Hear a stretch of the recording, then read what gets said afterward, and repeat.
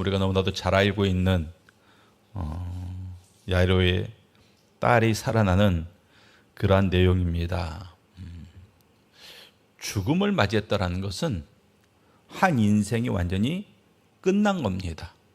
다 끝난 거예요. 우리가 아직 죽어보진 않았지만 그래도 우리가 살아가면서 야, 이제는 다 끝났구나, 그렇게 여겨질 때가 있을 수가 있습니다. 뭔가를 열심히 준비했는데 망했습니다. 망했는데 대충 망한 게 아니라 아주 폭삭 완전히 망했습니다. 그럼 이런 생각을 하죠. 아, 내 인생이 이제 끝났구나, 끝장났구나, 그런 생각을 할 때가 있습니다. 어떤 사람과 뜨겁게 사랑을 했습니다. 그런데 어떤 이유가 되어가지고 그 사랑이 깨졌습니다. 그때도 똑같은 감정을 느낍니다. 끝났구나, 끝났구나, 끝장났구나. 또 정말 회복할 수 없는 그러한 중병에 걸렸을 때 의사도 더 이상 할 수 없습니다, 이러한 의사의 선언을 들었을 때 아, 다 끝났구나, 이러한 마음을 우리가 먹을 수 있다라는 것입니다. 그런 마음을 먹으면서 내 삶이 끝나고 내 심령이 무너지고 또 그 사람뿐만 아니라 그 사람과 함께 했었던 여러 사람들도 함께 무너지는 것들을 우리가 가끔 경험하게 됩니다. 오늘 본문 말씀에 회당장 야이로가 바로 그 자리에 서 있습니다. 자기 딸이 죽을 병에 걸렸습니다. 죽을 병에 걸렸어요. 죽을 병에 걸렸다라는 것, 자식이 지금 아버지 앞에서 지금 이렇게 거의 죽어가고 있다라는 것은 이 세상에서 겪을 수 있는 그 어느 고통보다 가장 큰 고통이 아니겠습니까? 근데 이 야이로가 그 절망의 한복판에서 좀 무엇을 하고 있습니까? 예수님 앞에 다가왔습니다. 그리고 예수님께서는 그 야이로의 청을 듣고 또 야이로의 집으로 예수님께서 발걸음을 옮기고 있습니다. 우리 사랑하는 성도님들이 바로 이 야이로와 같은 그런 발걸음이 되기를 원합니다. 절망의 한가운데서 주님을 향해 갔던 그 발걸음, 또 그 야이로를 위해서 야이로의 집에 걸어갔던 그 주님의 발걸음, 이 시간 우리의 발걸음이 그러하고 또 그러한 주님의 발걸음을 우리가 체험할 수 있기를 바랍니다. 오늘 내용은 회당장 야이로의 딸의 죽음과 또 혈루병에 걸린 여인의 두 가지 이야기가 서로 겹쳐 있습니다. 예수님께서 야이로의 말을 듣고 야이로의 집으로 가고 있습니다. 그 딸을 고쳐주기 위해서 가고 있는데 중간에 혈루병에 걸린 여인이 문득 끼어듭니다. 그러니까 예수님께서 이 혈루병에 걸린 여인을 외면하지 않죠. 또 그 여인을 부르시고 대화하시고 회복시켜 주십니다. 그만큼 시간이 지체됐어요. 시간이 지체됐습니다. 그러고 나서 35절 말씀 봤더니 아직 예수께서 말씀하실 때 회당장의 집에서 사람들이 와서 회당장에게 이르되 당신의 딸이 죽었나이다. 당신의 딸이 죽었나이다. 35절의 말씀은 절망의 최종 판결과도 같습니다. 당신의 딸이 죽었나이다. 어찌하여 선생을 괴롭게 하나이까. 자, 이 사람들의 말에는 두 가지 내용이 있죠. 첫째, 당신의 딸이 죽었습니다. 더 이상 선생님을 괴롭게 할 필요가 없습니다. 다 끝났습니다. 예수가 와도 어떻게 할 수 없습니다. 지금의 이 상황은 이제 회복할 수 없다, 되돌릴 수 없다, 그런 체념의 그런 말입니다. 그러니까 이 사람들의 생각이 그거예요. 병을 고치는 것과 죽은 사람을 살리는 것은 전혀 다른 차원의 일이라고 여겨졌습니다. 그들이 생각하기에 예수 선생님은 병은 고칠 수 있어. 병은 고칠 수 있는데 그들의 생각에 이분이 죽은 자를 살릴 수 있는 분은 아니야, 그렇게 여겼다라는 것입니다. 왜요? 죽은 자를 살리는 것은 이것은 하나님만이 하실 수 있는 일입니다. 그런데 지금 이들이 예수님에 대한 개념이 어떻습니까? 어떤 능력 있는 선지자 정도, 그 정도로 여기고 있어요. 아직 이들에게 있어서 예수님은 하나님이 아니고 하나님의 아들이 아닌 겁니다. 그래서 기적을 베푸는구나, 병을 고치는구나, 그러나 저분이 죽은 자까지 살릴 수 있는 그 정도는 아니야. 이렇게 알고 있었다는 것입니다. 예수에 대한 지식이 없는 거죠. 예수에 대한 지식이 부족한 겁니다. 그 부족한 지식이 예수님의 능력과 사역을 스스로 제한하고 있는 거예요. 그래서 다 끝났습니다. 죽었습니다. 이제 더 이상 예수님께 매달릴 필요 없습니다. 그 말하고 있는 거예요. 또 하나, 두 번째, 선생을 더 괴롭게 하나이까. 이 말은 이제 예수님에 대한 배려죠. 예수님, 그냥 죽었습니다. 끝났습니다. 안 오셔도 됩니다. 나름대로 배제하는 그런 말입니다. 사람들의 생각으로, 사람들의 계산으로 이것은 너무나도 당연하고 합리적인 그러한 결론이었습니다. 다 끝났습니다. 그런데 그들은 나름대로 예수를 배려한다고 하는 말이 진정으로 예수를 배려한 게 아니죠. 그러니까 예수를 위한 것이 무엇인지를 모르고 있는 거예요. 이미 죽었는데 예수님 그 시신에 데려가서 뭐해? 그 헛걸음하는 거지. 그러니까 예수님 더 이상 오지 말고 그냥 이 자리에서 멈추십시오. 더 이상 수고할 필요가 없습니다. 근데 예수님께서는 지금 그 딸을 살릴 수 있는 능력을 가지고 계시고 또 그 딸을 살리고자 하는 뜻도 품으셨습니다. 그러니까 예수님을 위하는 길이라면 예수님께서 더 빨리 그 회당장 야이로의 딸의 시신 곁에 갈 수 있도록 인도하는 것이, 그것이 바로 예수님을 위한 것입니다. 그런데 이 사람들이 임의로 판단한 거예요. 이미 끝났는데, 이미 죽었는데, 예수가 와도 어쩔 수 없는데 하면서 임의로 판단하고 예수님 안 오셔도 됩니다. 당신도 예수님을 귀찮게 하지 마세요. 이렇게 지금 말하고 있는 겁니다. 신앙생활하면 이런 일들이 많이 있어요. 내가 판단해요.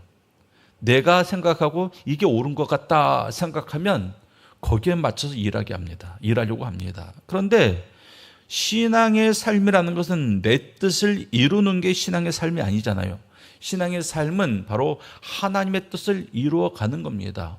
직분자도 마찬가지예요. 여러분들이 받은 직분은 여러분들을 위해서 하는 게 아니잖아요. 내 뜻대로, 내 방법대로, 나의 유익을 위해서 하는 게 아니라 하나님을 위해서 하는 것 아니겠습니까? 그러면 어떻게 해야 됩니까? 내가 생각해서 내가 판단한 대로 하는 게 아니라 바로 예수님께서 원하시는 것이 무엇인가? 말씀이 우리를 이끌어가는 것이 어디 쪽인가? 이것을 우리가 판단해서 우리가 결정을 내려야 된다는 거예요. 우리도 굉장히 많이 우리의 임의로 판단합니다. 이게 옳은 것 같아. 이게 옳은 것 같아. 그런데 그러한 우리의 믿음 없는 판단이 우리의 기도하지 않고 사랑이 없이 믿음이 없이 우리 부족한 그러한 내 인격으로 판단한 그것들이 얼마나 많이 하나님의 역사하심을 가로막고 있는가 우리가 생각해야 된다는 것입니다. 그런데 중요한 것은 예수님께서 36절에서 그 소리를 듣고도 예수님은 주저하지 않으십니다. 흔들리지도 않고 머뭇거리지도 않습니다. 그러면서 36절 말씀에 이렇게 말씀하십니다. 예수께서 그 하는 말을 곁에서 들으시고 회당장에게 이르시되 두려워하지 말고 믿기만 하라 하시고. 사람들은 다 끝났습니다. 다 끝났다. 마지막 절망을 선포하는 그 순간에 예수께서 뭐라고 말씀하십니까? 두려워하지 말고 믿기만 하라. 내가 스스로 판단하기도 다 끝난 것 같아요. 더 이상 길이 없습니다. 그 주변의 모든 사람들이 다 그렇게 말합니다. 아니, 세상 모두가 그렇게 말합니다. 이건 다 끝난 거야. 그런데 그 순간 주님의 손길이 우리와 함께 하고 있다면 끝난 게 아니라는 거죠. 모든 사람들이 끝났다. 이건 다 끝났다. 더 이상 어떻게 할 수 없다. 길이 없다. 이제 접어야 된다. 그 순간 우리는 무슨 음성을 들어야 됩니까? 주님께서 두려워 말라, 믿기만 하라. 이 음성을 우리가 들어야 한다는 것입니다. 우리가 스스로 판단하기에도 진짜 끝났구나, 그렇게 여겨지는 그 자리야말로 주님의 죽음을 이기는 그 기적 같은 능력을 체험할 수 있는 기회다라는 것을 우리가 알아요. 그런데 우리가 그 기회를 붙잡지 못하면 같이 끝나버리는 거죠. 같이 끝나는 겁니다. 그런데 우리가 그 믿음을 가지고 그 기회를 붙잡으면 끝난 게 아니라 살아나고 회복되고 말 그대로 기적이 우리의 삶 가운데 이루어지는 것들을 우리가 체험하게 되더라는 것입니다. 그러니까 여러분들의 판단으로, 여러분들의 지혜로, 여러분들의 작은 믿음으로, 여러분들의 부족한 지식으로 함부로 판단하지 마십시오. 함부로 절망을 선포하지 마십시오. 주님께서 하시는 말씀, 주님께서 하시는 이 말씀, 두려워하지 말고 믿기만 하라. 이 음성이 진리고 이 음성이 답이 되기 때문에 그렇습니다. 예수님께서 이제 회당장에게 두려워 말라, 믿기만 하라 하시고 이제 걸어가십니다. 회당장이 집에 도착했습니다. 몇 명의 제자만 데리고 이제 그 회당장이 집에 갔을 때 그곳에 곡하는 소리가 가득 차고 있습니다. 당시 유대 문화에서는 이 초상집에 곡하는 사람을 이렇게 사요. 돈을 주고 고용합니다. 그게 관리였습니다. 우리나라도 옛날에 그랬잖아요. 아이고 초상집 가면 옛날에는 장례를 집에서 치르니까 보통 이제 상주나 그 자손들이 곡을 하지만 또 전문적으로 곡을 하는 사람을 사기도 했습니다. 그래서 그 장례식의 그 분위기를 계속 이어갑니다. 유대도 마찬가지예요. 곡하는 사람들을 사서 곡을 하는 게 관례였습니다. 그러다 보니까 이 사람이 돈 받고 하는 일이니까 얼마나 열심히 곡을 했겠습니까? 그 야이로의 집에 이 장례식 분위기로 이제 가득 차 있습니다. 이들의 이 곡하는 소리는 진심 어린 슬픔도 있겠지만 이 죽음이라는 사실을 온 세상 가운데 공식화하는 그러한 절차에 가까웠습니다. 딸은 죽었다. 이제 다 끝났다. 그것이 곡하는 소리로 선포되고 있었던 것입니다. 그때 예수님께서 뭐라고 말씀하십니까? 그들 가운데 들어가서 39절에 보면 이런 말씀하십니다. 이 아이가 죽은 것이 아니라 잔다. 이 아이가 죽은 것이 아니라 잔다. 그렇게 말씀하십니다. 그 말을 듣고 사람들이 비웃죠. 비웃습니다. 내 눈으로 봤거든요. 죽은 걸 봤습니다. 그리고 그 아이가 죽은 것은 사실입니다. 진짜 죽었어요. 모두가 아이가 죽은 것을 봤고 그 죽음을 확신했습니다. 그런데 예수님께서 잔다 말씀하세요. 잔다 말씀하십니다. 사람들이 잘못 판단했으면 그럴 수 있겠다 싶지만 사람들이 정확하게 판단했어요. 진짜 죽었거든요. 그런데 예수께서 뭐라고 말씀하신다고요? 잔다 이렇게 말씀하고 있습니다. 잔다라는 것은 깬다라는 거예요. 이제 깨어날 것이다. 그것을 말씀하고 있습니다. 우리가 너무나도 확신하는 일이 있어요. 이건 분명히 자는 거야. 이건 분명히 죽은 거야. 이것은 끝난 거야. 우리도 그 정도로 구별할 수 있는 그러한 지식과 지혜가 있습니다. 그렇기 때문에 우리가 확신을 가지고 말해요. 이건 죽은 거야. 그때 예수님께서 전혀 다른 말씀을 하실 수가 있습니다. 아니야, 자는 거야. 그때 우리가 그 예수의 말씀이 그대로 내 마음 가운데 들어올 수가 있을까? 아니에요. 그렇지 않습니다. 우리가 긴가민가 하는 일에 있어서 말씀이 뭐라고 답을 주면 아 그렇습니까 하면서 믿음으로 받아들이는데 내가 직접 봤거든요.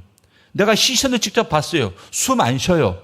이미 차가워지고 있습니다. 그럼 죽은 거예요. 거기에 대해서 예수님께서 아니야 잔다 했을 때 과연 우리도 그 예수의 말씀을 그대로 받아들일 수 있을까? 그 말씀을 그대로 받아들일 수 있다는 것은 굉장히 큰 믿음입니다. 내가 확신하는 일에 있어서는 우리는 굉장히 많은 부분에 있어서 말씀을 받아들이지 않습니다. 내 확신이 우선이 되더라는 것입니다. 그래서 이 사람들도 그랬어요. 비웃었습니다. 죽은 건데. 우리가 봤는데. 우리가 계속 옆에서 시신을 지키고 있었는데. 근데 예수님께서 잔다 말씀하시고 주변 사람들이 비웃는 소리를 들었을 겁니다. 그때 예수님께서 다른 말씀 안 하세요. 그들과 논쟁하지 않습니다. 대신 그들을 다 밖으로 내보냅니다. 그리고 부모와 세 제자만을 데리고 조용히 아이에게 다가가십니다. 조롱과 혼란함이 가득했던 그 자리에서 그 모든 조롱과 비웃음과 혼란함을 다 제거한 다음에 주님께서 부모와 제자들을 데리고 아이에게 다가가더라는 것입니다.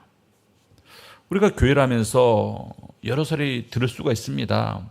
조롱도 들을 수 있고 비웃음도 들을 수 있습니다. 그것도 몰라. 그런 말을 들을 수도 있습니다. 어떻게 저거밖에 못해. 그런 말도 들을 수 있습니다. 그때 무엇이 필요하다고요? 거기서 맞서 싸우는 게 아니라 그래서 맞서는 게 아니라 그 모든 부정적인 소리들을 다 일단 제거하고 하나님의 역사하심의 기회를 먼저 내어 드려야 하는 겁니다. 세상의 소리가 난무하고 사람들의 소리가 난무하고 내 귀에 그것들이 가득 차 있고 내 마음에 그것들이 가득 차 있으면 하나님의 역사하심을 우리가 기대하기 어려울 때가 너무나도 많이 있어요. 하나님의 역사하심을 기대하기 위해서는 우리의 마음 가운데 오직 하나님만이 계셔야 되는데 세상 소리, 사람들의 소리로 내 마음이 가득 차 있으면 또 내 확신으로 가득 차 있으면 하나님의 기적을 우리가 기대하기 어렵다라는 것입니다. 그래서 예수께서 다 내보냅니다. 다 내보냅니다. 죽었다고 말하는 사람 내보내고 곡하는 사람을 내보내고 이미 늦었다고 말하는 다 내보냅니다. 그러고 나서 뭐 하십니까? 하나님의 역사하심을 기대할 수 있는 그런 분위기를 만들어 가신 다음에 주님께서 결국 그 아이를 살려내지 않습니까? 41절에서 예수님께서 소녀의 손을 잡으시고 달리다굼 말씀하십니다. 달리다굼, 소녀야 일어나라. 그러자 소녀가 즉시 일어나서 걸었습니다. 죽음이, 사람들은 더 이상 죽음 앞에서는 그 무엇도 없다, 이것이 끝이다 라고 얘기했던 그 죽음이 예수님의 생명의 선언 앞에 무릎을 꿇은 겁니다. 굴복한 것입니다. 그런데 예수님께서 죽은 아이를 살리신 다음에 뭐라고 말씀하십니까? 소녀에게 먹을 것을 주라. 그래서 먹을 것을 주라. 예수님께서 죽은 자를 살리는 거, 그렇지, 그건 예수님이 하실 일이지. 그건 당연히 예수님이 하셔야지. 우리도 다 알고 있습니다. 우리도 그래서 그렇게 큰 것들을 구해요. 주님, 죽을 병에 걸리는 살려주시옵소서, 고쳐주시옵소서. 그래서 주님께 기도합니다. 근데 주님께서 뭐라고 말씀하셨다고요? 먹을 것을 주라. 죽은 자를 살리신 놀라운 위대한 능력에 이어서 그 아이의 배고픔이라는 너무나도 지극히 작고 일상적인 그 필요를 예수님께서 세심하게 챙기고 있는 것입니다. 병만 고쳐주신 게 아니라 그 아이의 일상의 삶도 회복시키고 있는 그런 주님의 능력을, 그 사랑을 우리가 보고 있습니다. 회당장 야이로가 예수께 요청한 것은 자기 딸아이의 병이 낫는 거였어요. 그 아이가 먹는 것, 입는 것, 그거 구하지 않았습니다. 근데 예수께서는 그 아이를 살려주신 다음에 그 아이의 배고픔의 문제까지도 언급하고 있다는 것입니다. 우리가 살아가면서 주님 앞에서 종종 구분할 때가 있어요. 내 삶을 주님께 이렇게 올려드려야 되는데 구분합니다. 이것은 주님께 올려드리고, 이것은 사소한 거, 이것은 그냥 별거 아닌 거니까 이것은 그냥 내가 그냥 챙기고.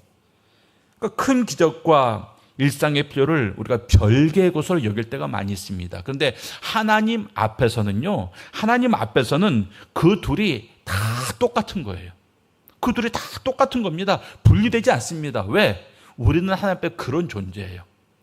여러분들이 자녀를 키웠을 때 이제 갓난아이가 막 태어나면 이 갓난아이가 막 이유 없이 막 열이 나고 아플 때가 있어요. 그럼 막 발 동동 구르면서 막 밤새 낑낑대고 그 아이 놓으면 같이 울다가 새벽에 그냥 불이 나게 막 병원에 달려갑니다. 그런데 부모는 아이가 열이 나고 병들어 아플 때만 아이에게 관심을 기울입니까? 아니에요. 부모의 더 큰 관심은 병들었을 때가 아니에요. 아이가 어떤 색깔의 변을 보는가, 아이가 오늘 우유를 몇 미리 먹었는가, 아이의 변 색깔이 어떠했는가, 그런 아주 사소한 것, 그것을 너무나도 주의 깊게 살핍니다. 부모들은요. 수시로 몸무게를 재면서 아이가 지금 이 몇 주에는 몇 그램 정도 나가야 되는데, 아이가 지금 한 달 됐으면 아이가 몇 킬로 내야 되는데, 키는 어느 정도 자라야 되는데, 아주 그런 사소한 것들, 일상의 것들에 온 관심을 쏟으면서 그 아이를 키우는 것을 우리가 이미 경험해 다 봤을 겁니다. 그게 중요하거든요. 아이가 죽고 사는 문제만 중요한 게 아니라 그 아이의 일상의 삶 하나하나가 부모에겐 너무나도 소중한 거예요. 그러니까 매일같이 체크하는 겁니다. 그러니까 우리가 주님 앞에서 그래야 된다는 거예요. 우리의 삶을 주님께 맡길 때 어떤 대단한 거, 삶에서 큰 프로젝트, 어떤 목표했던 것들, 많은 돈이 들어갔던 것들, 많은 시간이 들어갔던 것들, 그런 것만 주님께 우리가 맡기는 게 아니라 아주 사소한 것들, 작은 것, 배고픈 것까지, 그런 문제까지도 우리가 주님께 맡기고 나아가고, 또 주님은 그런 것까지도 책임지시고 인도하시고 채워주시기를 원하시는 분이다라는 것을 우리가 알아야 됩니다.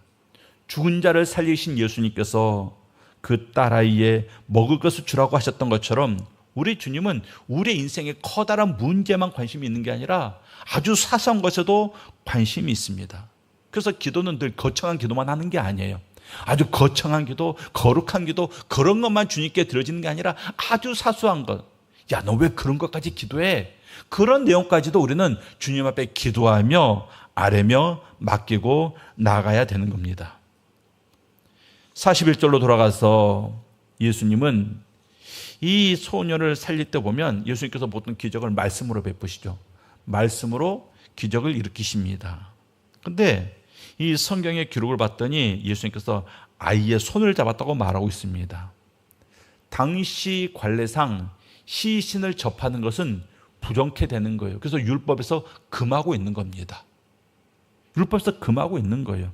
근데 예수님께서 그래서 꺼리지 않으시고 이 아이의 손을 잡으십니다. 그리고 아이를 살려주십니다. 시신을 접했을 때 그 아이의 부정함이 예수님께 옮겨간 게 아니라 예수님의 생명이 그 아이에게 옮겨갔던 겁니다. 그러니까 이 손길은 어떤 손길입니까? 단순히 능력의 통로가 아니라 그 아이를 향한 인격적인 다가감이고 사랑의 접촉인 것입니다. 말씀으로만 고칠 수도 있었어요. 그러나 예수님께서는 일부러 보여주신 겁니다. 그 아이의 손을 붙잡아 가시면서 보여주신 거예요. 이러한 손길을 받은 우리도 그러한 손길을 우리가 늘 체험하면서 그러한 손길을 인정하면서 또는 그 손길을 다른 사람에게 흘려보낼 수 있는 그러한 우리가 되어야 됩니다. 손을 내밀어서 먼저 주님을 만지고, 아니 주님께서 먼저 내미신 그 손을 우리가 붙잡고, 그리고 우리 또한 한 손으로는 주님 붙잡고 한 손으로는 또 주님의 도움이 필요한 그 누군가를 우리가 붙잡음으로 말미암아 그 사랑과 주님을 연결시키는 그러한 손길을 우리가 이 삶 가운데 드러내면서 살아야 한다라는 것입니다.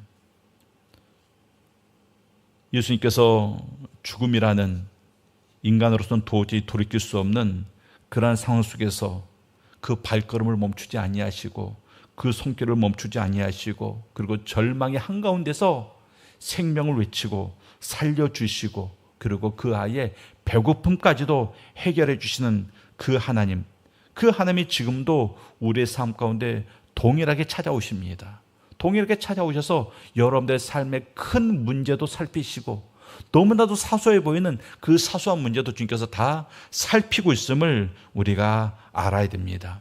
그리고 그 주님의 그 손길을 우리가 붙잡음으로 말미암아 그 주님의 손길 안에서 우리의 모든 것들이 살아나고 회복되어지는 그러한 은혜를 우리가 맛보아 누려야 될 것입니다. 무엇보다도 그 주님의 놀라운 능력 앞에서 작은 믿음, 작은 지식, 작은 상식 가지고 함부로 판단함으로 말미암아 주님의 능력이 내 삶 가운데 부어지는, 주님의 기적이 내 삶 가운데 부어지는 그 기회를 잃어버리는 일이 없는 우리 성도님들이 되실 수 있기를 바랍니다.